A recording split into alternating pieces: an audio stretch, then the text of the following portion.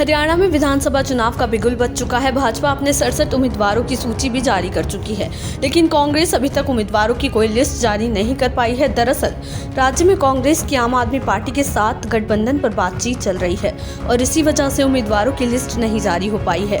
वहीं मई में संपन्न लोकसभा चुनाव के नतीजों के आधार पर राजनीति के जानकार ये मान रहे हैं कि राज्य में कांग्रेस को सत्ताधारी भाजपा पर बढ़त है। वहीं लोकसभा में कांग्रेस 9 सीटों पर लड़कर 5 पर विजयी हुई, लेकिन भाजपा केवल 5 सीट ही हासिल कर पाई, वो भी तब जब पीएम नरेंद्र मोदी चेहरा थे। और इस सफलता से उत्साहित कांग्रेस पार्टी का प्रदेश नेतृत्व किसी अन्य दल से गठबंधन नहीं करना चाहता है, लेकिन कांग्रेस आला कमान खासकर राहुल गांधी की योजना कुछ और है। वो राज्य से बाहर आने वाले चुनावों को लेकर अभी से रणनीति बना रहे हैं। आपको बता दें कि राहुल गांधी के कहने पर ही हरियाणा में कांग्रेस पार्टी इंडिया गठबंधन के सहयोगी दलों आप और सपा को कुछ सीटें देने को लेकर बातचीत कर रही है। सूत्रों के मुताबिक हरियाणा में आम आदमी पार्टी ने कांग्रेस से 10 सीटें मांगी हैं और अब इस बात का तर्क है कि लोकसभा चुनाव में गठबंधन के तहत पार्टी ने एक सीट पर चुनाव लड़ा था और इसी फॉर्मूले को विधानसभा में भी लागू रखा जाए। दरअसल राज्य में विधानसभा की 90 सीटें हैं। इस तरह एक लोकसभा में 9 विधानसभा सीटें आती हैं। वहीं इसी आधार पर आप 9 से 10 सीटें मांग रही हैं। हालांकि कांग्रेस उसे 7 और 2 और सीटें सपा को देने की योजना बना रही है।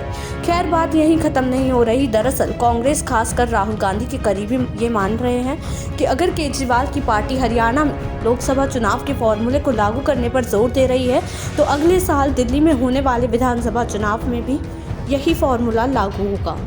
वहीं बीते लोकसभा चुनाव में दिल्ली की 7 सीटों के लिए कांग्रेस और आम आदमी पार्टी के बीच गठबंधन हुआ था और इसके तहत कांग्रेस ने 3 और आप ने 4 सीटों पर उम्मीदवार उतारे। हालांकि यहां इस गठबंधन की बुरी हार हुई और उसे कोई सीट नहीं मिली। वहीं बात करें दिल्ली की, तो दिल्ली में विधानसभा की कुल 70 सीटें हैं। यहाँ एक लोकसभा क्षेत्र में कुल 10 विधानसभा सीटें हैं। अगर लोकसभा चुनाव का फॉर्मूला लागू होता है और अगले साल अगर दिल्ली में विधानसभा के लिए दोनों दलों के बीच गठबंधन होता है, तो कांग्रेस इसी आधार पर दिल्ली में 30 विधानसभा सीट मांग सकती है और मौजूदा वक्त में दिल्ली में कांग्रेस के पास एक भी विधायक नहीं है। इसके अलावा 2020 के विधानसभा में दिल्ली में आपको बम्पर जीत मिली थी, वहीं उसे यहाँ की 70 में से 67 सीटें हासिल हुई थी और कुछ ऐसी ही स्थिति 2015 में भी देखी गई थी। वहीं उस वक्त भी आपकी आंधी में कांग्रेस और भाजपा का सपूड़ा साफ हो गया था और इस तरह कांग्रेस पार्टी खासकर राहुल गांधी के करीबी नेता हरियाणा में गठबंधन के बहाने दिल्ली की योजना पर काम कर रहे हैं। आपको बता दें कि इसमें राहुल गांधी के करीबी नेताओं की भूमिका काफी अहम है। दिल्ली के पूर्व मंत्री और कांग्रेस के कोषाध्यक्ष अजय माकन की भूमिका अहम मानी जा रही है। उनके साथ दीपेंद्र हुड्डा और दीपक बाबरिया को भी टीम का हिस्सा बनाया गया है। वहीं बीजेपी की पहली लिस्ट में हरियाणा के मुख्यमंत्री नायब सिंह सैनी का सीट बदलना राजनीतिक गलियारों में चर्चा का विषय बना हुआ है।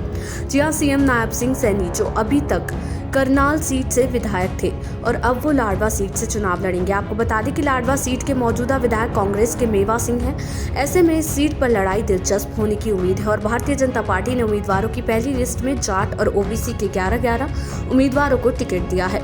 वहीं इसके साथ ही ब्राह्मण और पंजाबी समुदाय के 9 प्रत्याशियों को टिकट दिया गया है। साथ ही आपको ये भी बता दें कि इस लिस्ट में 8 महिलाओं को उम्मीदवार घोषित किया गया है और पार्टी ने वैश्य समाज के 5, राजपूत के 2 और बिश्नोई समाज के 2 उम्मीदवारों को टिकट दिया है। देश दुनिया की ऐसी ही तमाम खबरों के लिए देखते रहें समय डिजिटल।